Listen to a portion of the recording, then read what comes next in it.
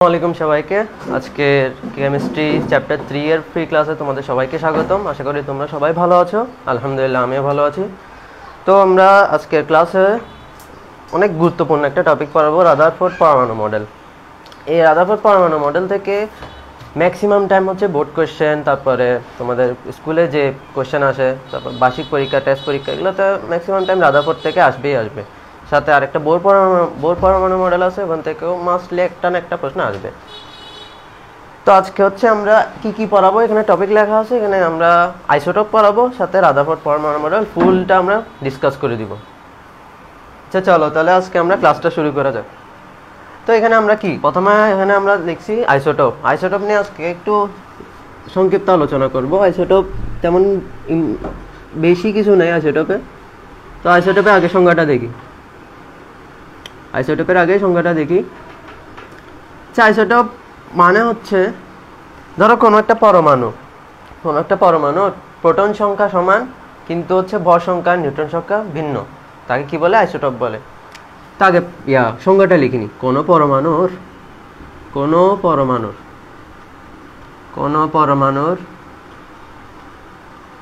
Proton সংখ্যা,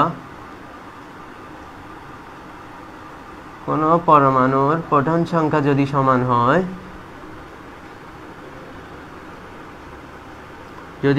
হয়,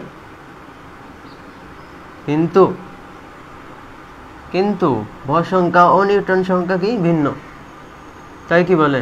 তাকে বলে হচ্ছে আইসোটোপ। ভর সংখ্যা ও নিউট্রন সংখ্যা ভিন্ন, তাই কি বলে? আইসোটোপ।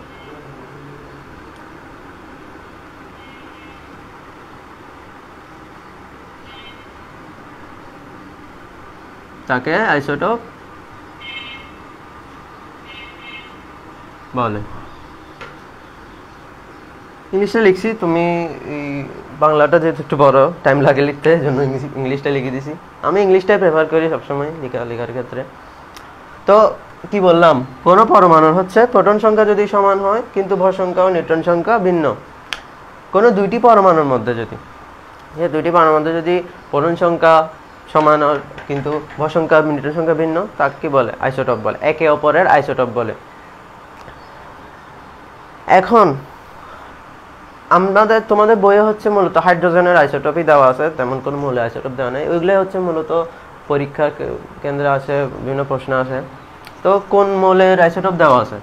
হাইড্রোজেন মৌলের। মূলত প্রকৃতিতে হচ্ছে হাইড্রোজেনের আইসোটোপ হচ্ছে 7টি।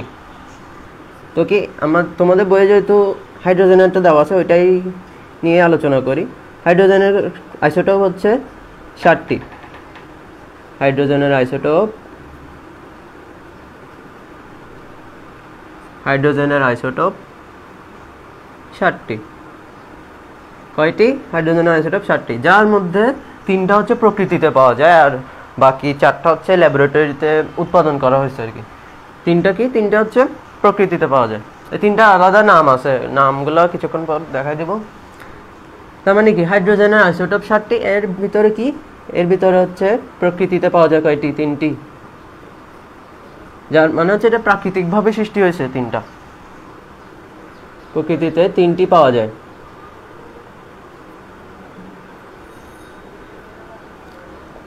এগুলো হচ্ছে অনেক ইম্পর্টেন্ট কতগুলো এমসিকিউ। সেকেন্ডলি বাকি 4টা কোথায় তাহলে কোথায় পাওয়া যায়? এগুলো হচ্ছে ল্যাবরেটরিতে উৎপাদন হয়েছে।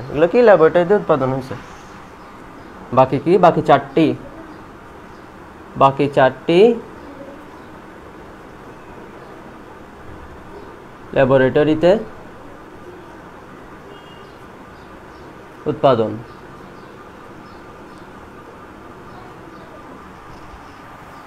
ওকে, তাহলে কি, হাইড্রোজেন আইসোটোপ 7টি, প্রকৃতিতে পাওয়া যায় 3টি, আর বাকি 4টি হচ্ছে ল্যাবরেটরিতে পাওয়া যায়। এখন প্রকৃতিতে যে 3টি পাওয়া যায়, তারও কিছু নাম আছে, আর এগুলা সংকেত অনুযায়ী আমরা বিশ্লেষণ করব। আচ্ছা, টাস্টারটা দেখো। আচ্ছা, তাহলে এখানে প্রকৃতিতে যেগুলা আইসোটোপ আছে, তার কিছু নাম আছে। তাহলে প্রথমটা ধরো প্রথমটা আমি কি বললাম? প্রোটন সংখ্যা সমান হবে। ধরো এর সংকেত হচ্ছে এটা, আর এর আইসোটোপ, আচ্ছা নিচে মনে দেখা যাচ্ছে না, তাহলে ডাস্টার দিয়ে একটু মুছে নিই। তো আমরা কি প্রকৃতিতে যে তিনটা পাওয়া যাবে তার তিনটার নাম লিখবো। এই নামগুলো অনেক গুরুত্বপূর্ণ, এগুলো এমসিকিউতে আসবে অথবা কতে আসবে। আচ্ছা, প্রকৃতিতে তিনটি পাওয়া হাইড্রোজেনের প্রকৃতিতে তিনটি পাওয়া আইসোটোপ।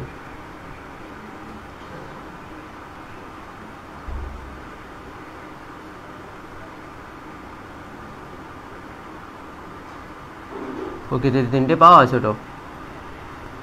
তাহলে প্রথমটা সংকেত হচ্ছে হাইড্রোজেন। আর এখানে এগুলো কি বলো, এটা কি? এটা হচ্ছে ভর সংখ্যা আর এটা হচ্ছে প্রোটন সংখ্যা। তাহলে এখানে একটা না, একটা যেহেতু, তাহলে এটাকে কি প্রোটিয়াম বলবো। তাহলে কি বলবো এটাকে? প্রোটিয়াম। এটাকে কি বলবো? প্রোটিয়াম। ওকে, তার মানে এর কি, এর ভর সংখ্যা কি? ভর সংখ্যাকে আমরা কি এ দিয়ে ডিনোট করি না? ভর সংখ্যা হচ্ছে 1। আর ইলেকট্রন সংখ্যা, ইলেকট্রন অথবা প্রোটন সংখ্যা কি? ইলেকট্রন সংখ্যা ধরলাম, ইলেকট্রন সংখ্যা হচ্ছে কত? ইলেকট্রন সংখ্যা হচ্ছে 1। ইলেকট্রন সংখ্যা যেহেতু 1, তাহলে প্রোটন সংখ্যা কত হবে? 1 হবে। দেখি প্রোটন সংখ্যা কত হবে? 1। এখন এখানে নিউট্রন সংখ্যা কেমনে বের করবা জানো? ভর সংখ্যা থেকে সিম্পলি কি করবা? প্রোটন সংখ্যা বিয়োগ করে দিবা। তার মানে এখানে কি কোনো নিউট্রন নাই, নিউট্রন সংখ্যা নেই, কোনো নিউট্রন কণিকা নেই। এবার আসে আরেকটা, সেকেন্ড ওয়ানে হচ্ছে যে হাইড্রোজেনের একটা প্রোটন থাকবে, তারপর কি ভর সংখ্যা হবে 2। এখন এটার নাম কি হবে? ভর সংখ্যা যেহেতু 2, এখানে 2কে আমরা কিভাবে ডিনোট করি? ডুও করি না? ডুও। তাহলে এটা কি হবে? ডিউটোরিয়াম।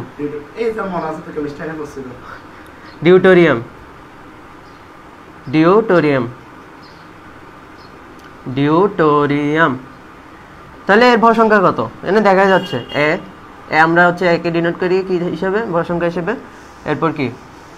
এরপর হচ্ছে ইলেকট্রন সংখ্যা অথবা প্রোটন সংখ্যা আগে লিখি। প্রোটন সংখ্যা হতো 1, নিউট্রন সংখ্যা না, ইলেকট্রন সংখ্যা 1।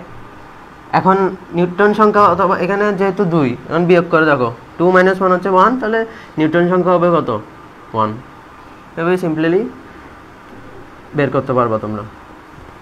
এবার আসো লাস্ট ওয়ান হচ্ছে হাইড্রোজেনের প্রোটন সংখ্যা হবে 1, তার মানে এর কি হবে? এর ভর সংখ্যা হবে 3। তাহলে এখানে 3 আছে, 3কে আমরা কি বলি? ট্রাই বলি না? ট্রাই 3কে ট্রাই বলি, আবার 4কে কি বলে? টেট্রা বলি, 5কে পেন্টা। এখন 3 যেটা ট্রাই, এটা একটু ইউনিক অথবা একটু ভেজাল লেমার্কা নাম।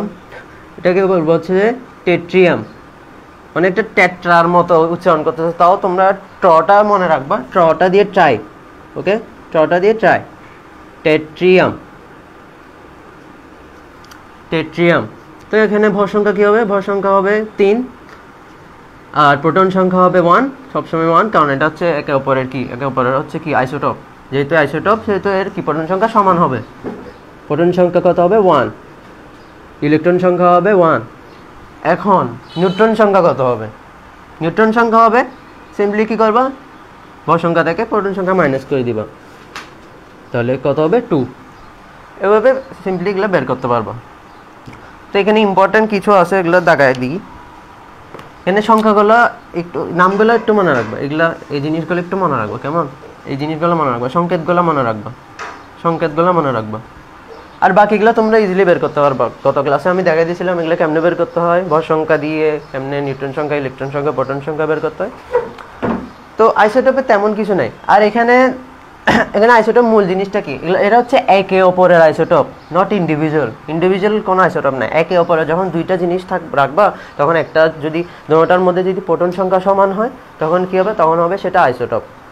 এছাড়াও যদি নিউট্রন সংখ্যা সমান হয়, এগুলো হচ্ছে এইচএসসি লেভেল। নিউট্রন সংখ্যা যখন সমান হবে সেটাকে বলবো আইসোটন, আর ভর সংখ্যা যখন সমান হবে তখন সেটাকে কি বলবো? আইসোবার। এগুলো তোমাদের লাগবে না আপাতত, আইসোটোপ যেটা আছে ওইটাই আলোচনা করলাম। হ্যাঁ, এই এইচএসসি লেভেলে হচ্ছে একটা বিশাল একটা চ্যাপ্টার আছে, ওই গুণগত রসায়ন, এগুলো হচ্ছে পাবা তোমরা। তো আসো, হ্যাঁ, এবার হচ্ছে আইসোটোপের কনসেপ্টটা ক্লিয়ার হয়েছে তোমাদের। আসো এবার রাদারফোর্ড পরমাণু model, most important, most biggest একটা পার্ট, সবচেয়ে ইম্পর্টেন্ট একটা পার্ট। আচ্ছা আসো রাদারফোর্ড পরমাণু মডেল একটু বেশি কাবিলতি করে এই মডেলটা বানাইছে আর কি, মানে পরে দিয়ে অনেক ভুল ধরা বসছে এর মডেলের মধ্যে। পরে এসে এই বোর সাহেব এসে রাদারফোর্ড পরমাণুকে সংশোধন করে নতুন আরেকটা মডেল বানাইছে। আপাতত রাদারফোর্ডটা দেখি, রাদারফোর্ড কি বানাইছে, কি ভেজালটা করছে রাদারফোর্ড পরমাণু মডেল। আচ্ছা আগে জানি এই রাদারফোর্ড, উনি যে বিজ্ঞানী রাদারফোর্ড, উনি এটা কখন আবিষ্কার করছেন? সেই বাপদাদার আমলে 1911 সালে উনি হচ্ছে এই কি পরমাণু মডেলটা আবিষ্কার করছে। 1911 সালে কি পরমাণু আবিষ্কৃত হয়েছে, অথবা তিনি একটা মডেল প্রদান করছে, একটা কোনো প্রতিষ্ঠানকে মডেলটা প্রদান করছে, তারা অনুমোদন করছে ওই 1911 সালেই। তাহলে কি 1911 সালে আবিষ্কার করা হয়েছে। এখন পরমাণু মডেলটা কি জিনিস সেটা আগে তোমাদের জানতে হবে। আমরা তো জানলাম পরমাণু হচ্ছে আমরা যে পদার্থের মধ্যে যে সবচেয়ে ক্ষুদ্রতম কণিকা আছে অ্যাটম, তাকে আমরা পরমাণু বলি। এখন পরমাণুটা কোথায় থাকে, কি করে, কি আর কি কাজ, এগুলো জানতে হবে না আমাদের, অবশ্যই জানতে হবে। তাহলে এই জন্য একটা মডেল লাগবে, অথবা একটা কি বলতাম, একটা শারীরিক অথবা একটা চোখে দেখার মতো একটা কোনো জিনিস লাগবে যেটা আমরা দিয়ে ভিজুয়ালাইজ করতে পারবো পরমাণুটাকে।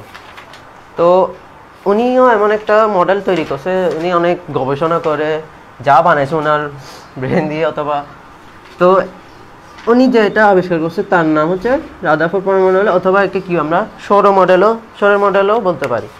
সৌর মডেল কেন বলি এটার একটু বিশ্লেষণ আছে। তো প্রথম উনি যে পয়েন্টটা রাখছে, পরমাণু হচ্ছে কি কেন্দ্রতে অবস্থান করে। আমরা সবসময় কি পরমাণু কেন্দ্রতে অবস্থান করে, পরমাণুর একটি কেন্দ্র থাকে, পরমাণুর একটি কেন্দ্র থাকে। এই কেন্দ্রে কি অবস্থান করে? নিউক্লিয়াস। পরমাণুর একটি কেন্দ্র থাকে,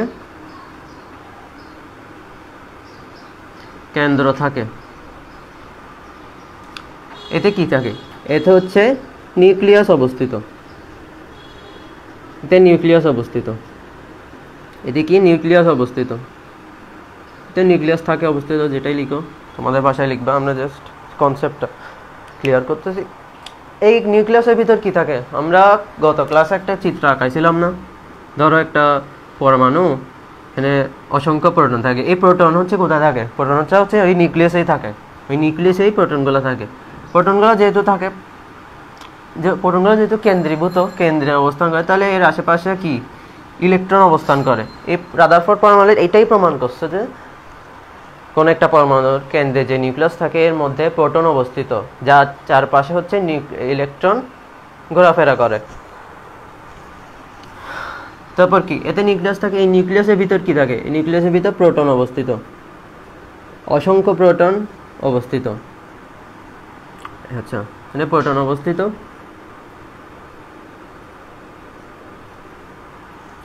এটা হচ্ছে 1 নম্বর পয়েন্ট। তাহলে এই পয়েন্টটা আরো কি বলছে? এই পয়েন্টটা আরো বলছে এই নিউক্লিয়াসের আশেপাশে হচ্ছে কি একটা কক্ষপথ। উনি বলছে যে এর কোনো তেমন নির্দিষ্ট কোনো কক্ষপথ নাই, বিভিন্ন কক্ষপথে ঘুরতে পারে। তো এই কক্ষপথে হচ্ছে কি ঘুরে? ইলেকট্রন ঘুরে। এগুলো হচ্ছে ইলেকট্রন। নিউক্লিয়াসের ভিতরে প্রোটন অবস্থিত, এর আশেপাশে কি করে? ইলেকট্রন ঘোরাফেরা করে। এর আশেপাশে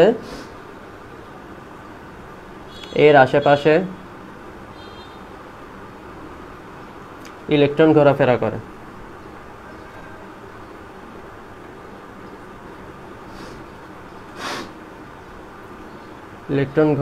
করে।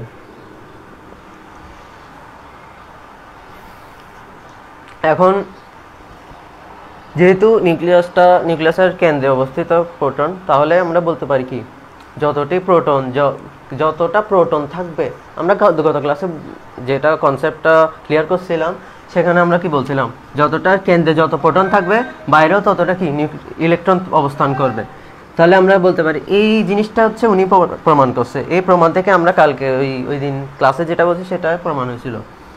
তো আমরা কি বলতে পারি, এখানে কেন্দ্রে যতটা প্রোটন অবস্থিত, এখানে 1 নম্বর পয়েন্টে অনেকগুলো পয়েন্ট উনি ব্যাখ্যা করছে। তাহলে এখানে 1 নম্বর পয়েন্ট এই পয়েন্টে মনে রাখতে হবে তোমাদেরকে। তো একের সেকেন্ড নাম্বার পয়েন্ট হচ্ছে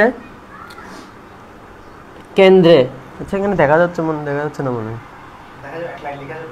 আচ্ছা কেন্দ্রে যতটি প্রোটন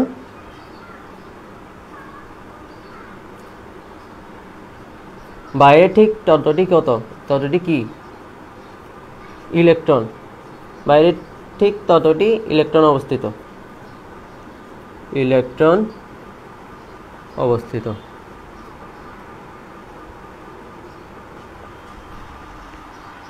তাহলে কি কেন্দ্রে যতটি প্রোটন বাইরে ঠিক ততটি ইলেকট্রন অবস্থিত।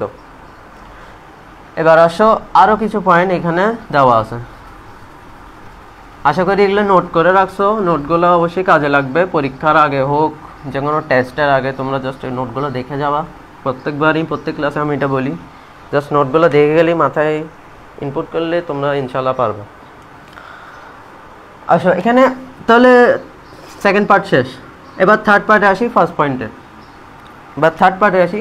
এখন প্রোটন আমরা কি কালকে জানছিলাম, প্রোটন ইলেকট্রন হচ্ছে কতগুলো আধান বিশিষ্ট পরমাণু কণিকা। তাহলে প্রোটনটা হচ্ছে ধনাত্মক আধান, তোমাদের যদি মনে থাকে প্রোটন হচ্ছে ধনাত্মক,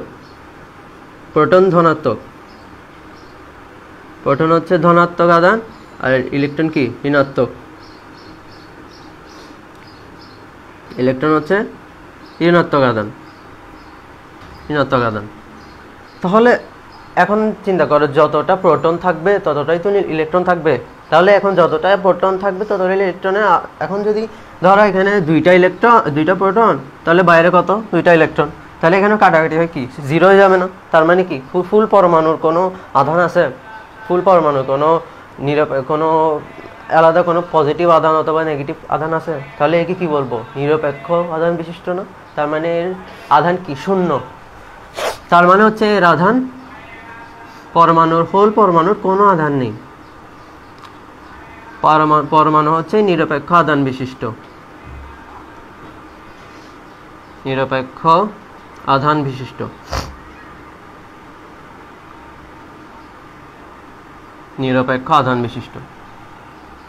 থার্ড পার্টে উনি এটাই বলছে। এখন এই ফার্স্ট পয়েন্টে এত পর হয়েছে, এখন সেকেন্ড পয়েন্টে আসি। সেকেন্ড পয়েন্টে এক লাইনই শেষ। নিউক্লিয়াস হচ্ছে অত্যন্ত ক্ষুদ্র, আর এর ভেতরে বেশিরভাগ জায়গায় ফাঁকা। এবারে বেশিরভাগ জায়গায় কি ফাঁকা। পরমাণু যেহেতু কেন্দ্রে নিউক্লিয়াস, তাহলে আশেপাশে ফাঁকা থাকবে না। নিউক্লিয়াসের ভিতরে তো প্রোটন, তাহলে আশেপাশে অবশ্যই ফাঁকা থাকবে। এর আশেপাশে কি আছে এগুলো সব বায়োলজিতে পাবা তোমরা। নিউক্লিয়াসের আশেপাশে কি আছে এগুলো বায়োলজিতে পাবা। আপাতত কেমিস্ট্রি ভাষায় আমি বলতেছি এর আশেপাশে কিছুই নেই। নিউক্লিয়াস অত্যন্ত ক্ষুদ্র পদার্থ অথবা অত্যন্ত ক্ষুদ্র একটি কি কণা, অত্যন্ত ক্ষুদ্র, ও এর আশেপাশে জায়গা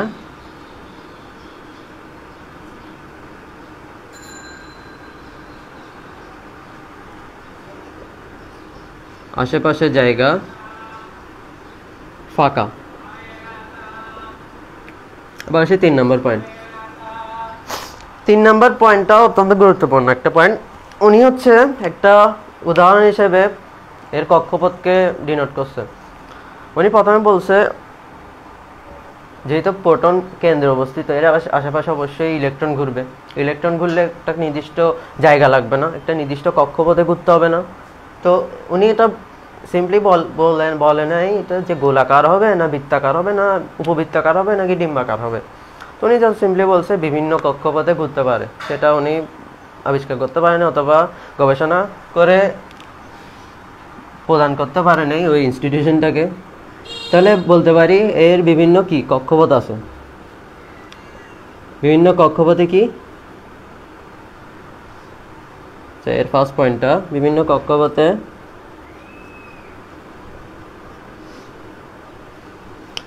কক্ষপথে ইলেকট্রন ঘুরে। এখন সেটা কিভাবে ঘুরে ইনি একটা উদাহরণ দিছে। উদাহরণটা হচ্ছে ধরো আমরা জানি সবাই সূর্যের আশেপাশে হচ্ছে বিভিন্ন গ্রহ ঘুরে, তার একটা কি নির্দিষ্ট কক্ষপথ আছে, নির্দিষ্ট একটা অ্যাক্সিস আছে। তোমরা বিজিএসে ভাবা, এগুলা অনেক প্যারাদায়ক একটা চ্যাপ্টার। ওই চ্যাপ্টারটা যেটা বলতেছি অনেক ইনফরমেশন ওখানে। তো রাদারফোর্ড বলছে কি সূর্য, সূর্যকে ওরা কি হিসেবে ডিনোট করছে, সূর্যটাকে হচ্ছে প্রোটন সংখ্যা অথবা নিউক্লিয়াস হিসেবে সূর্যটাকে কম্পেয়ার করছে। এরপর আশেপাশে কি গ্রহগুলোকে কি হিসেবে কম্পেয়ার করছে, গ্রহগুলো ধরো এটা একটা সূর্য, সূর্য এর আশেপাশে কি বিভিন্ন গ্রহ আছে, এখানে বুধ ধরো, এটা ধরো বুধ, ধরো এখানে কি ধরো এটা পৃথিবী, বুধের পরে কি আছে এটা মনে পড়ছে না, পৃথিবী। তাহলে এই পৃথিবী ধরো এটা একটা ইলেকট্রন, এটা একটা ইলেকট্রন। তো এখানে উনি এটার সাথে কম্পেয়ার করছে, কিন্তু ওনার ভুল হয়েছে যেখানে এদের কোনো আধার নেই, এদের কোনো আধার নেই, সূর্যেরও কোনো আধার নেই, পৃথিবীরও কোনো আধার নেই। এরা হচ্ছে একটা মহাকর্ষীয় বল দ্বারা আকর্ষিত হয়। এখন আধানগুলো হচ্ছে ধরো এই ধরো প্রোটন ইলেকট্রন, প্রোটন ইলেকট্রনের যে ধনাত্মক আধান বিশিষ্ট চার্জ যেটা আছে সেটা হচ্ছে এখানে ওদের নাই, সূর্যের পৃথিবীর এরা কোনো এরা হচ্ছে নিরপেক্ষ।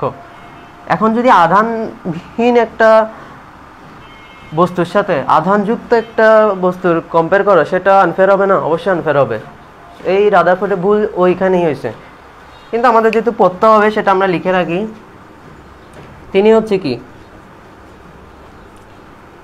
তিনি হচ্ছেন কোন পরমাণু, তিনি হচ্ছে সূর্যের আশেপাশে যে গ্রহগুলো ঘুরে তার সাথে তার পরমাণু মডেল কি কম্পেয়ার করছে, তুলনা করেছেন। তাহলে তিনি এটাকে সুন্দরভাবে লিখতে পারি, তিনি সূর্যের আশেপাশে তিনি সূর্যকে কি নিউক্লিয়াসের সাথে এবং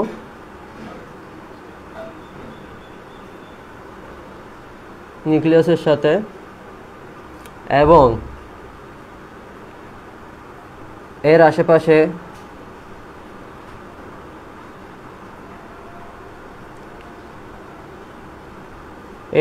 প্রদক্ষিণ করা গ্রহগুলোকে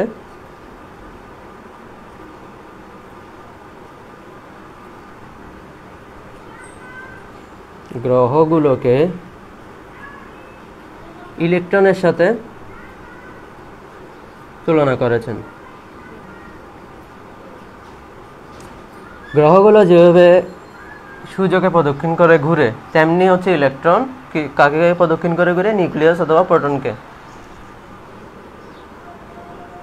তুলনা করেছেন। যা এটা পরে ভুল প্রমাণিত হয়েছে, পরে এটা সংশোধন করে একটা নির্দিষ্ট একটা কক্ষপথ বিবেচনা করা হয়েছে, তারপরে সেটা পরমাণুর মডেল হিসেবে নামকরণ করা হয়েছে। তো এখন পড়ার জন্য অবশ্যই ভুলভাল জিনিসগুলো পড়তে হবে। এবার আসো, তিনি সূর্যকে নিউক্লিয়াসের সাথে এবং এর আশেপাশে প্রদক্ষিণ করা গ্রহগুলোকে ইলেকট্রনের সাথে তুলনা করেছেন। তার মানে এখন যেহেতু তিনি সূর্যের সাথে তুলনা করছেন, তাহলে এর পরমাণু মডেলের নামটা অবশ্যই সূর্যের সাথে রাখা উচিত, অবশ্যই রাখা উচিত। তাহলে এর পরমাণু মডেলের নামটা কি হতে পারে? সৌর মডেল। কিছুক্ষণ আগে আমি বলছিলাম সৌর মডেল কেন হয়েছে, এটার জন্যই। উনি যেহেতু তুলনা করছেন, তাই এর নাম কি দিয়ে দিছে? সৌর মডেল অথবা সোলার সিস্টেম মডেল। তার মানে এর আরেকটা নাম আছে, এর আরেকটা কি, পরেরগুলো একটু মুছে দিই, নিচেরগুলো তোমরা লিখো। এর আরেকটা নাম আছে, এর আরেকটা নাম, এর অপর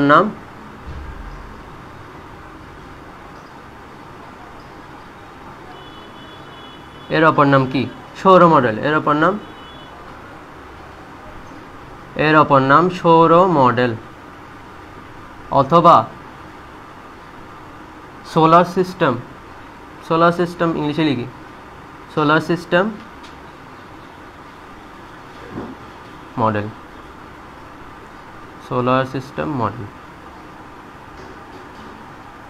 এগুলা অনেক ইম্পর্টেন্ট, এগুলা হচ্ছে এমসিকিউতে আসবে অথবা কতে আসবে। এবার আসো লাস্ট একটা পয়েন্ট। এখন যেহেতু আমরা বলছি কি প্রোটন ধনাত্মক আর পরমাণু মডেলে কি যেহেতু কেন্দ্রে অবস্থিত, তার মানে এর একটা ধনাত্মক চার্জ থাকে, আধান থাকে, আর বাইরে কি থাকে? বাইরে একটা কি ইলেকট্রন থাকে। ইলেকট্রনগুলো কি ঋণাত্মক চার্জ বিশিষ্ট, বাইরেগুলো হচ্ছে ঋণাত্মক চার্জ বিশিষ্ট। এবার আছে 4 নাম্বার পয়েন্টটা, লাস্ট পয়েন্ট।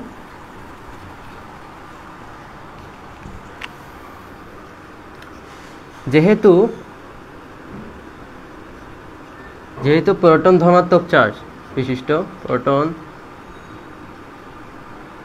ধনাত্মক, এটাকে আমি ধনাত্মক হিসেবে ডিনোট করতেছি। চার্জ বিশিষ্ট এবং ইলেকট্রন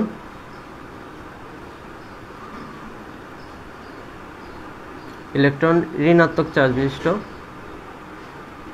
তাহলে এর কি একটা আকর্ষণ থাকবে না? প্লাসে মাইনাসে তোমরা কি জানো, প্লাসে মাইনাসে আকর্ষণ আছে, প্লাসে মাইনাসে আকর্ষণ, অথবা এখন প্লাসে প্লাস প্লাস হলে তখন সেটা বিকর্ষণ করতো। এগুলো হচ্ছে তোমরা তড়িৎ চ্যাপ্টারে পাবা আরও সুন্দর করে। ওখানে তড়িৎ চ্যাপ্টার মানে এটা হচ্ছে ফিজিক্সের তড়িৎ চ্যাপ্টার, ওখানে পাবা সুন্দর করে, ওখানে ব্যাখ্যা করানো আছে। এবং ইলেকট্রন ঋণাত্মক চার্জ বিশিষ্ট হওয়ায় এর কি একটা আকর্ষণ বল কাজ করবে। সেটা কি আকর্ষণ বল বলবো? কেন্দ্রমুখী আকর্ষণ বল হওয়ায় একটি আকর্ষণ কাজ করবে।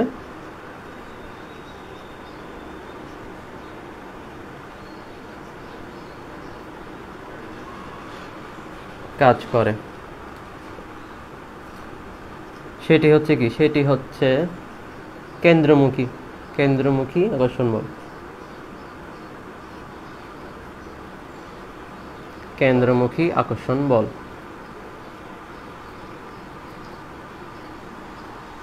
এখন কেন্দ্রমুখী আকর্ষণ বল এটা হচ্ছে একটা, এখন যদি সীমাবদ্ধতাতে যাই, সীমাবদ্ধতাতে এই কেন্দ্রমুখী আকর্ষণ বল নিয়ে একটু ভুল প্রমাণিত করা হয়েছে। ম্যাক্সওয়েলের একটা তত্ত্ব আছে, সেটা আমরা হচ্ছে নেক্সট ক্লাসে সুন্দর করে একটু বিশ্লেষণ করে বোঝাবো।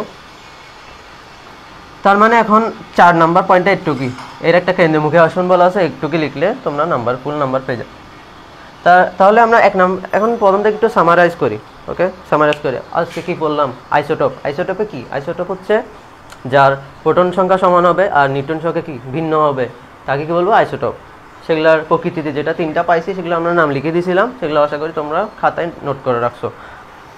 এরপর রাদারফোর্ড পরমাণু মডেল, 1 থেকে 4টা পয়েন্ট ঠাড়া মুখস্থ, একদম কোনো বাধা নাই এখানে, ঠাড়া মুখস্থ করতে হবে। যে তুমি বুঝো বা না বুঝো, আমি তো বুঝাই দিচ্ছি, এগুলো আশা করি এর বাইরে কিছু আসবে না, এগুলো সুন্দর করে যদি তুমি চিত্রটা এঁকে দাও, আরও টিচাররা বলবে যে স্টুডেন্টরা তো ভালো, আরও 2-3 নাম্বার বাড়াই দিই। তো প্রথম আমরা যদি আবার সামারাইজ করি, প্রথমে আমরা কি বলছি? প্রথমে একটা পরমাণু কেন্দ্র আছে, নিউক্লিয়াস আছে, এর ভিতর প্রোটন আছে, বাইরে ইলেকট্রন আছে, যতটা প্রোটন থাকবে এর বাইরে কি ততটা ইলেকট্রন থাকবে। সেকেন্ডে বলছি নিউক্লিয়াস অতি ক্ষুদ্র, এর আশেপাশে জায়গা হচ্ছে ফাঁকা থাকে, বেশিরভাগ জায়গা কি ফাঁকা থাকে। সেকেন্ডটাতে কি বলছি আমরা? সেকেন্ডটাতে বলছি একে কি বলে? সৌর মডেল বলে, সোলার সিস্টেম মডেল বলে। কেন বলে? কারণ হচ্ছে তিনি মহাবিশ্বকে এই পরমাণুর সাথে তুলনা করছে। মহাবিশ্ব কি? এই মহাবিশ্বের মধ্যে যে সূর্য আছে, গ্রহ আছে, প্রদক্ষিণ করতেছে, তাকে আমরা প্রোটন আর ইলেকট্রনের সাথে তুলনা করছি, তাই একে কি বলে? সৌর মডেল বলে। 4 নম্বরে কি বলছে? যেহেতু এর প্রোটনটা ধনাত্মক আর ইলেকট্রন ঋণাত্মক, তার মানে এর একটা আকর্ষণ বল থাকবে, এর একটা কেন্দ্রমুখী আকর্ষণ বল থাকবে ইলেকট্রনের প্রতি। তার মানে এর একটা কেন্দ্রমুখী আকর্ষণ বল থাকবে। একে আমরা 4 নম্বর পয়েন্টে এগুলাই বললাম। তাহলে আশা করি তোমরা এই জিনিসগুলো মাথায় রাখবা। আর সাথে চিত্রটা যদি একটু এঁকে দাও, তাহলে চিত্রটা এখানে মূলত চিত্রটা এভাবে দেওয়া আছে। ধরো এটা একটা প্রোটন, যেহেতু রাদারফোর্ড ঠিকভাবে কক্ষপথ ডিনোট করতে পারে নাই, তা এই জন্য বইয়ে চিত্রটা এভাবে দেওয়া আছে।